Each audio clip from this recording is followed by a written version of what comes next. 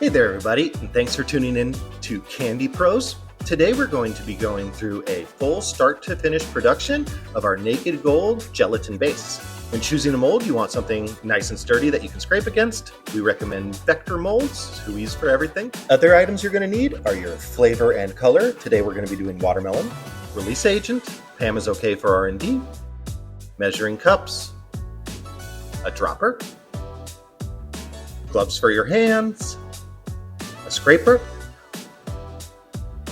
a silicone spatula, stainless steel bowl for finishing, your finishing sugar mix. I use 85% sugar, 10% citric acid, and 5% malic acid, both encapsulated. And you're going to need a double boiler system. The big thing you need when creating a double boiler, if you don't have one to start, you can use a bowl. You just do not want your water to be touching the bottom of your upper pot, because you want to be cooking with the steam of the boiling water. So we're going to boil the water in our lower pot, place our secondary pot on top, and fill with our gelatin base. While the gelatin's melting, I'm going to measure out our flavoring. Because we're doing a 5-pound batch, I'm going to be using 7 grams of our watermelon flavoring. The gelatin will take a little bit to melt using the steam. This 5-pound batch took about 12 minutes to fully melt for me.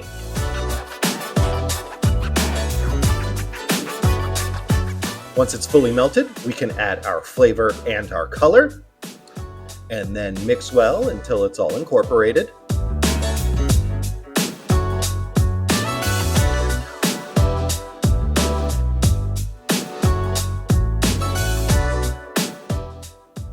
And once it is, we can pour the entire thing out onto our molds.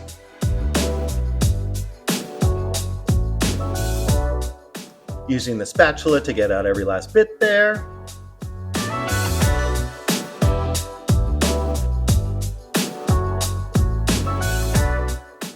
And then you're going to scrape the gelatin to fill your molds.